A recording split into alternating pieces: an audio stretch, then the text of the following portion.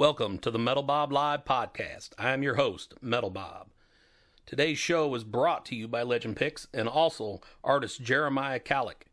Links to our sponsors will be listed at the end of each episode. On today's show, I had the honor of speaking with guitarist Stacey Blades, Electric Radio Kings, LA Guns, and Rocks Gang. We talked about the Electric Radio Kings' latest album, Purr. We talked LA Guns, and we also talked the music industry. So sit back, have a listen, and enjoy the show. Thank you. Mr. Stacey Blades, how you doing? Hey, how are you, Bobby? I'm great. Hey. I'm great, man. I appreciate you taking your time out of your day to call into the Metal Bob Live podcast, man. We appreciate it. You got it. Well, we're all sitting here on lockdown, so. Yeah. I heard they shut the whole strip down and the whole 9 yards, man. They have. There's been I saw a few posts from a few of my friends. It's freaky. I mean, to see no life down there and no cars, and so it's pretty bizarre what's going on, right now in the world. So, grateful to be healthy at this time. Right. I totally understand that, man. Yeah, it's kind of, the demeanor everywhere is kind of different right now. Everybody's, it's kind of depressing, to be honest with you, man. It is, but I try to look at the positive side of this, and maybe it's the way of, the universe telling us we need to reset the button. And maybe this is a good thing when we come out of this, that things will be right, and people will be much kinder and more respectful towards each other, and we can kind of fix the things that need to be fixed, because world's not in a good place right now. Yeah, that's well said, man. I 100% agree with what you just said. Yeah, I mean, maybe this will give everybody the opportunity to see that, hey, this is important, man. We all need to stick together, and hopefully that'll continue after this thing's over with. Yeah, absolutely. Well, man, I do have, my first question for you, man, is can you give us a little rundown on the Electric Radio Kings? Sure. Yeah, coming up on about our third year together as a band. We've had some, major changes as of last summer. Back in April of 2019, we finished our album with producer Mike Gillies. And Mike is Metallica's longtime engineer, has been with them since, I believe, the Load record. So we had spent almost 11 months on that album, and we finally got it finished, and we put that out, and last April, along with our single and video, which was Back to Black, and we did a very successful 2-month radio campaign during that time, in which we got close to about 1,200 spins nationally on active rock radio over that 8-week period, and as a result broke the top 30 on Billboard Mainstream Rock at number 28, and that was really nice. So that led to us signing with a company called MI5 Records out of New York City, and their division of Universal Music Group, and I partnered with them. So they picked up the album. We did some touring in the summer, and then 2 days after the album came out, the singer that we had quit, and he pretty much burned all of that to the ground. So we kind of picked up the pieces, and we were very blessed and fortunate to have gotten an amazing new singer named Peter Summit, who's just absolutely been just such a gift and godsend. We have kind of more or less a new lineup for the band. And things are really, really cooking and off and running, and the world went to shit about 2 weeks ago. Yeah. So we are not adverse to bumps in the road, my friend. Right. And that's your living, man. That's what you guys count on. And I know, a lot of people do. I know a lot of people that are counting on the music industry with all these bars shutting down and everything else. It's kind of tough. Yeah, well, I'm very fortunate that I have, other multiple streams of income and do a lot of other things. So very blessed to have that. But we're hoping that everything gets back to normal by the summer. But, along with everybody else, it sucks to postpone shows. And, we're just starting to record new material that we've been working on for the last 5 months. So everything has come to a halt. It's really affected entertainment and musicians, but, it's affected a lot of people in so many ways. We could sit here and talk about this for hours. So, right. We just got to do our best and, pull together as human beings and get through this. Absolutely. Yeah. Yeah, man. So let's move on a little bit. That shit's kind of depressing, and I know you feel the same way, man. I mean, it really is. We're all kind of just nobody really knows what's going to happen, and I think that's really the biggest problem, And well, yeah, it's going to be interesting to see how everybody is in the next 3 or 4 weeks. Right. With this kind of self quarantine, everybody's going to be going batshit crazy. So, yeah. Just hang in there, folks. Hang in there. Yep.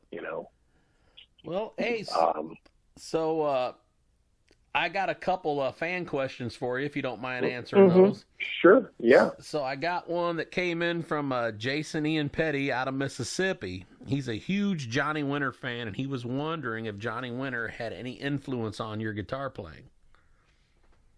Not so much, but I really, really dig him as a player. Just his overall, his kind of free-for-all attitude, and he just such a guy that embodies just that go for it, live, in your face spirit.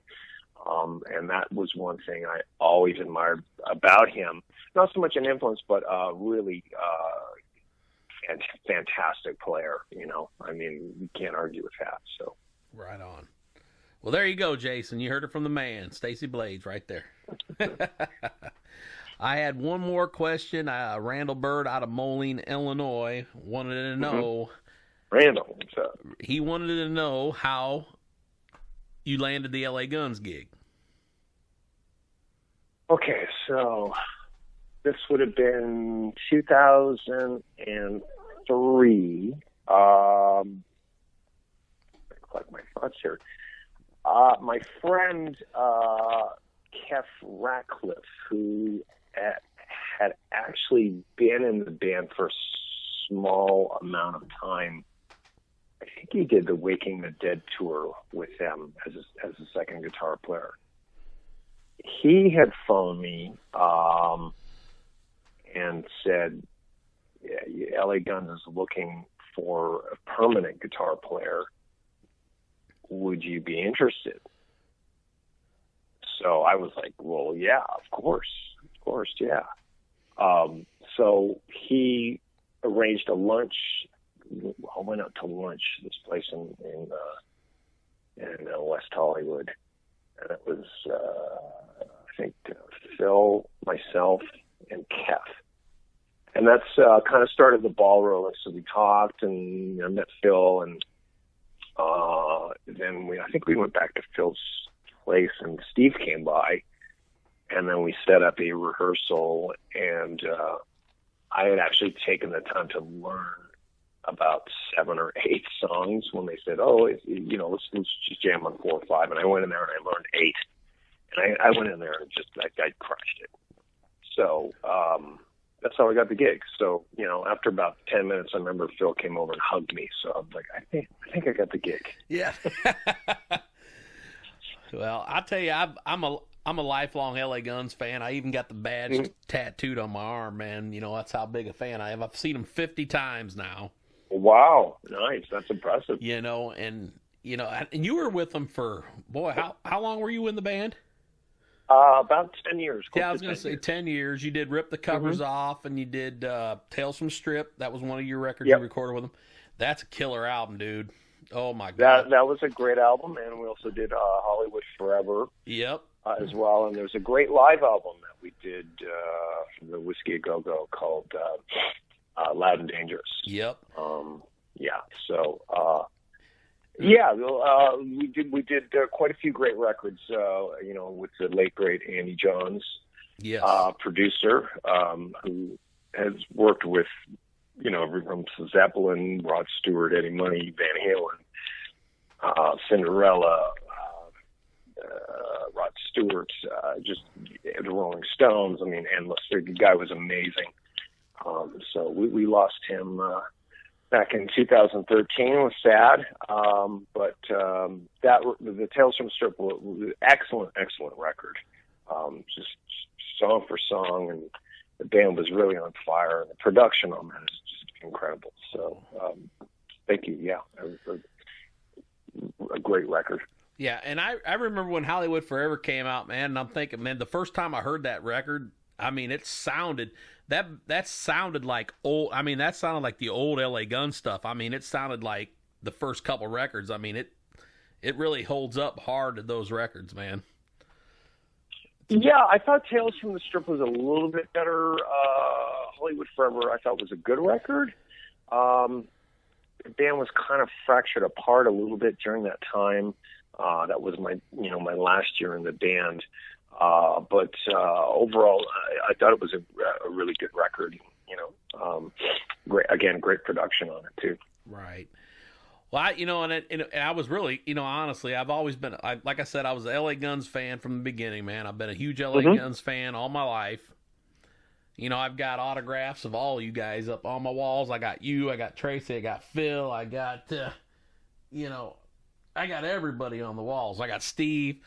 But the thing is, when you left the band, it kind of hurt my feelings a little bit, man, because I was really hoping that you and Tracy would play together, man. I was hoping that was going to happen, but, Yeah, that was never going to happen.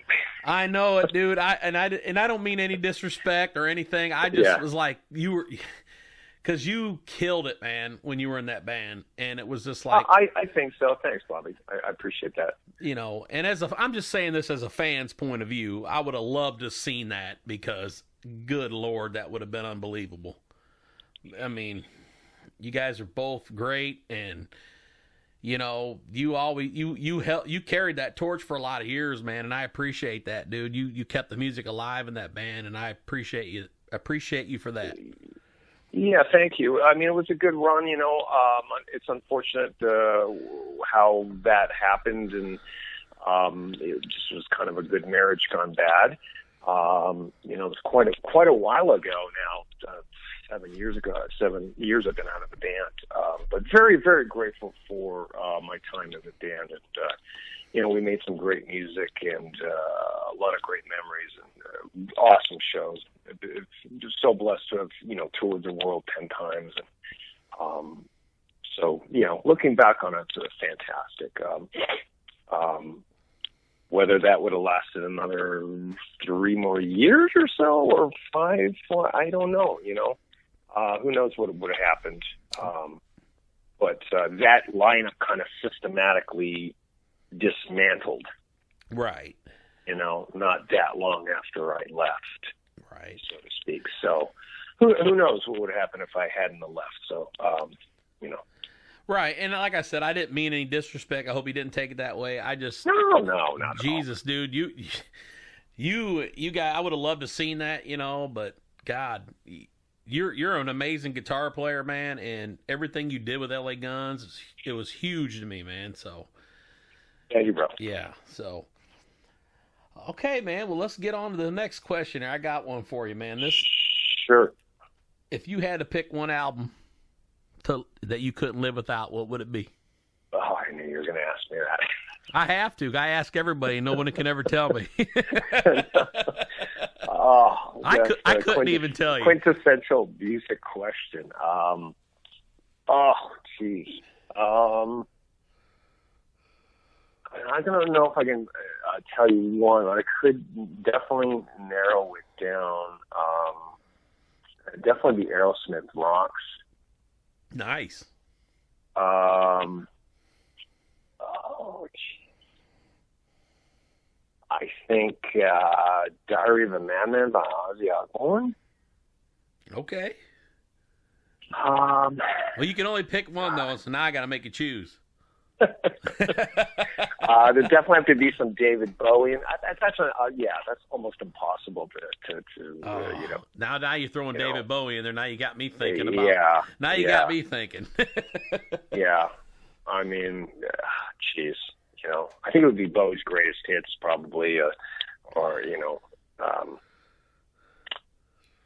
Yeah, that's a tough question to answer. All right, you don't have to answer it, man.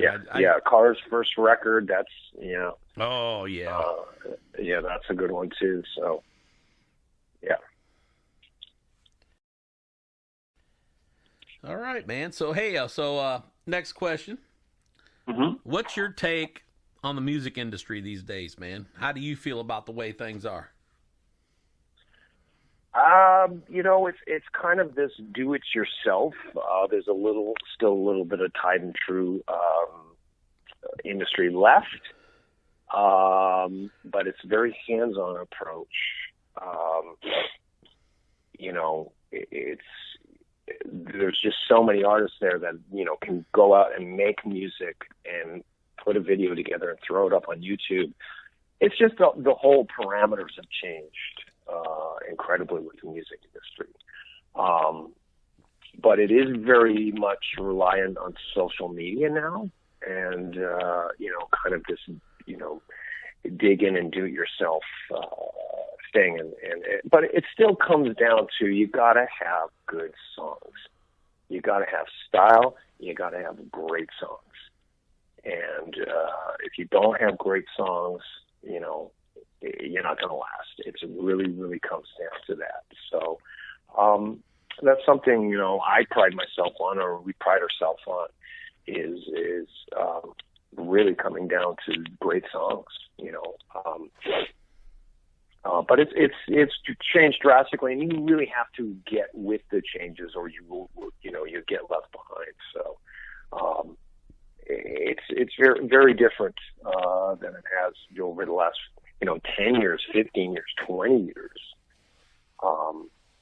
So you kind of got to roll with the changes. Right. Absolutely, man. But I mean, making money and releasing albums and stuff like that. I mean, that's super rare. It is. I mean, it's and that's unfortunate. The music industry has done that to itself. Yeah. So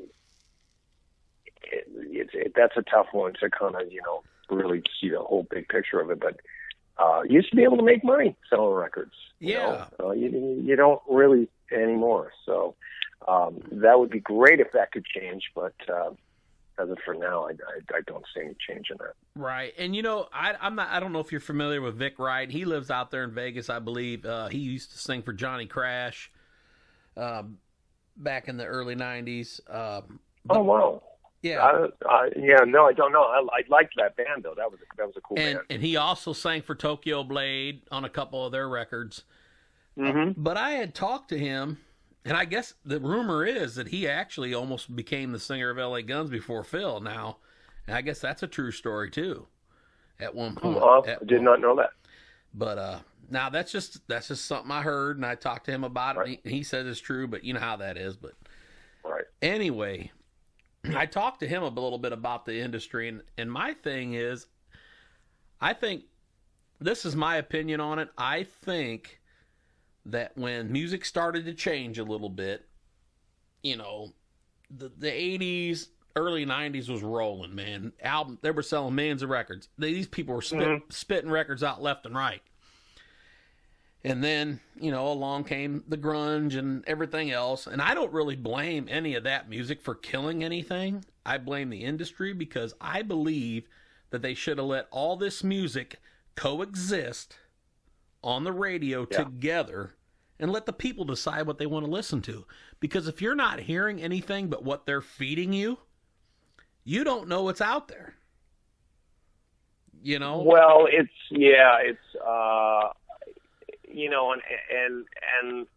I mean, looking back, you can kind of see why things happened the way they did. 80s metal became almost Liberace. It was becoming so overblown and overkill. There was bound to be a backlash against it. Right. So, but what's funny is, when grunge came in, and then all the record companies were signing bands like that. But that came and went within 2 or 3 years. Yeah. And then music got really bad. Right. Music between like 1995 and 1998, it was dreadful. That was a dreadful time for music. And then thankfully in the late 90s, rock came back quite well. It's almost like what you're seeing happen now. Rock has made a massive comeback in the last, I'd say the last year and a half. It's amazing, all the new bands that are coming out, all the new bands that are charting, on bands that have been around 20 years like Godsmack and Alice in Chains and still making fantastic records. So that's really encouraging. But rock is always got his ups and downs and everything. But styles change and things just change. Right. So I can remember at that time just getting into Rock's Gang in '92. And the whole thing, it was like within 6 months of that, just the bottom fell out. Right. And I was 23 years old going, I just, was just starting, had started this with this band. I was like, all right, But in the back of my mind, you kind of knew, like, things are different. They're, changing, and they did, of course. Right. Absolutely, man. But, I get everything, but I still feel like they can play all this stuff on the radio. They can play it all. They don't have to pick and choose. Just let it all play. I mean, let people decide what they want to hear. I always thought that was the biggest problem. I mean, maybe I'm wrong. I don't know. Well, it's like you got to think of, like, if you think of, like, when all that stuff was fresh in the 80s and stuff, which was all being played on the radio. They weren't playing bands, and I know it's a completely different landscape, but you got to think, like, were they playing artists from the 60s and the 50s on the radio in 1985, 86, 87? No, because that was dated music. Oh. So it's interesting. I had this conversation with Eddie Trunk. And because a lot of people call him and ask him that same question. You're not going to hear, 70, 80% of those bands from that era. You're not going to hear them on rock radio, on satellite radio. Radio programmers are not playing the new, Whitesnake or the new whoever. They're just not. I learned a lot about modern rock radio doing, 2 major radio campaigns over the last 2 years. Whereas there's certain stations that will play new stuff with classic rock, a la, they'll play the Skid Rows or the Motley Crue and bands like that. But it's kind of interesting because it's like, well, why aren't they playing other bands that sold millions of records? So it's very political. But then, you have, the satellite stations like Hair Nation and stuff like that are going to play that all 24/7. So that there is at least that outlet for people who are, say, into, all the 80s stuff or the 90s grunge, where they have specific, stations for those formats. Right.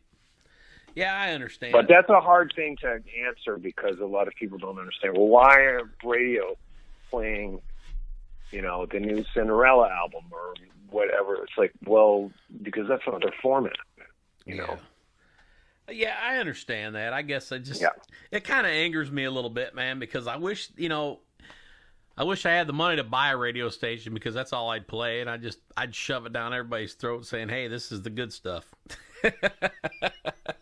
You know what I mean? Yeah. God, I think satellite radio beat you to that. Yeah, they did. I appreciate it, man. I listen to Hair Nation all the time, man, and it's great, to hear all them old songs. But a lot of the stuff that gets released now, you don't hear it on the radio a whole lot. And I just wish they would play more of that stuff, Mm-hmm. to get it out to the public because they're missing out on a lot of stuff, man. I mean, I had Greg Chasin on here the other night. I just released his episode. Greg Chasin played in Badlands. I'm sure you knew that back in the early 80s. And they got a new album out, a new band called Kings of Dust, and that thing just kills. And I just, I would love for everybody to hear that, and they just, it's just tough to get people to play this new music. And I just wish more and more people would just do it. I know they got regulations and rules. Oh, you can only play this. Mm-hmm. You can only play that, and I know it's not the DJs. I know it's the corporation that tells people. Well, it's like, because it's like you having a format of bands that are new, and then you have bands that are maybe, 20 years old or so, but then you get past that, okay, well, that's a stamp. That's considered classic metal or whatever. So there's only a handful of the 80s metal that's going to fit into that format. So guys who were successful, even from that time period, who may be doing other things, they're still not going to play that music unless they're doing something completely current and modern. It's very political, and it's unfortunate. A lot of musicians who've had long careers, they get this, they get stamped. Right. So it's kind of a strange thing, and for me, that was a tough transition to get through. That barrier of being, in a band that's considered active rock, a new modern rock band. And we worked like hell to make that happen. We did. But it's very political. And, like I said, I've had this conversation many times with Eddie Trunk and celestial radio is very different than it was, say 20 years ago or 30 years ago, but it is, a lot of politics involved. Absolutely, man. Yeah, I'm sorry. I let my mouth override my ass sometimes, man, because it bugs the shit out of me. I just wish it could all coexist, man, but I know that'll never happen. But anyway, as long as people keep enjoying music, whether it was made in 1970 or 1980 or 90 or 2000 or 2010, it doesn't matter. It's like, as long as people come together and go support music and the musicians that are making music and touring and stuff like that, really, that's what it comes down to. And, as long as we keep that going, which we have, thank God, because, like, as I mentioned, there's not a lot of artists that are selling a ton of records now. So, right. Thank God for the fans of any genre, whether it's punk, metal, hip hop or whatever. If they're going out and buying, a ticket at the end of the day and supporting the artist. That's really all that matters. Right. Absolutely. So, are you guys in the works of putting out new material? Yeah, we had just started pre-production with Mike just a month ago, and we were set to lay down drums about a week ago, and when all this shit happened, and now they've closed recording at the Hideout, which is an amazing studio Kevin Jerko owns. And Kevin's done, Five Finger Death Punch, and so many great bands, Ozzy, Papa Roach, and there's an amazing studio here in Las Vegas. And they've pretty much with everything, they've just the whole city's shut down. Yeah. So we are sitting at home until further notice. Wow. Well, but we've got a bunch of new music that we've made that's really, really amazing stuff, and we're hoping to have a new single and video ready by May, because we do, if things are back in order, hopefully this summer, we'd start a major PR publicity campaign with a company out of Rhode Island called Big Noise. Who have worked with Christina Aguilera, Beach Boys, Red Hot Chili Peppers. Hoping that this thing gets figured out in the next, 30 to 60 days. Let's, pray that life returns to normal by then.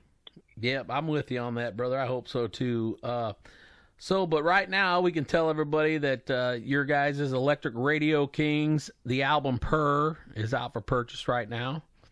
Mm-hmm. And you can still download that on iTunes and Spotify and all those wonderful sites. Yeah. Absolutely. And Downshifter is a kick-ass song. I just wanted to throw that out there. Oh, thank you. Yeah, that's a lead-off track. I love that thing, man. I was cranking that early before you called, man. I'm like, oh, yeah, this is good shit. I love it. Gets you in the mood. It does, man. And I like Bones to the Crow's a great song. Black Cherry Blossom. The whole album's great, man. I just want everybody to know that Electric Radio Kings, Purr, get out there and purchase it. It's out now.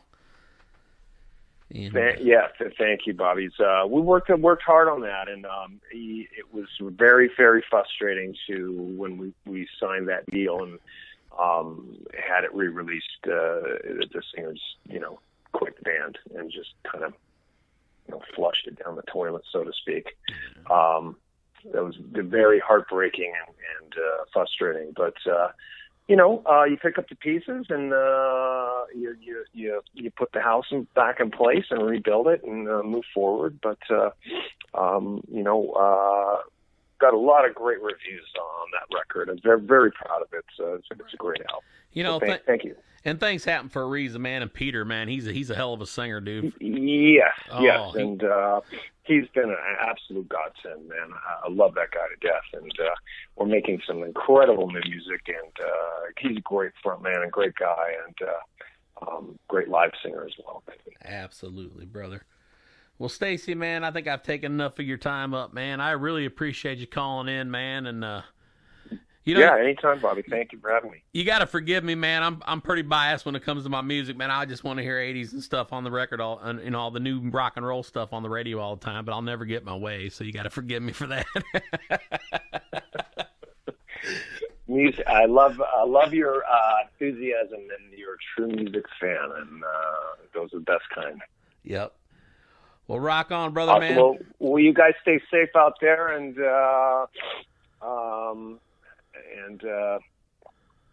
stay positive, and we'll make it through this. And you do the same thing, brother, and I hope I can have you back on here in the near future, man, when the new record comes out, man. Absolutely. Thanks, Bobby. Take care. Appreciate you, brother. Take care. Cheers. Bye. Bye-bye. That concludes the Metal Bob Live podcast. Please check our links for sponsors. Thank you for listening, and have a great day. Metal Bob out.